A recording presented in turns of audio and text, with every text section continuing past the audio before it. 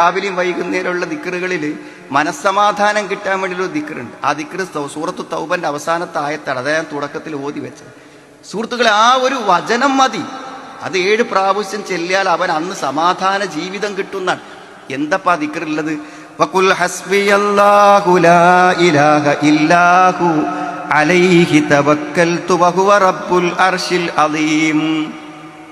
ഹസ്ബി അല്ലാ, എനിക്ക് അല്ലാ മതി. എന്തെടങ്ങേറ് മനസ്സിക്ക് വരുമ്പോഴും നമ്മൾ പറയാണ് ഹസ്ബി അല്ലാ, എനിക്ക് അല്ലാഹു മതി. ലാ ഇലാഹ ഇല്ലാഹു, അവനല്ലാതെ ആരാധ്യനില്ല.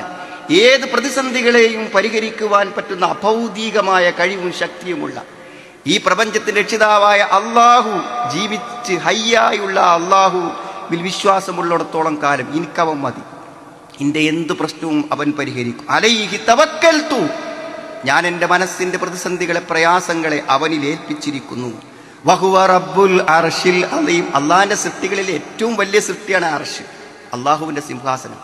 അതിനെ സൃഷ്ടിക്കാൻ കഴിയുന്ന നാഥന് പരിഹരിക്കാൻ പറ്റാത്തതൊന്നുമില്ല. അതുകൊണ്ട് ഹസ്ബി അല്ലാ, എനിക്കല്ല മതി എന്ന് പറയുമ്പോൾ മനസ്സിലുള്ള ഏത് വേദനകൾക്കും അത് ആശ്വാസം നൽകുന്നു.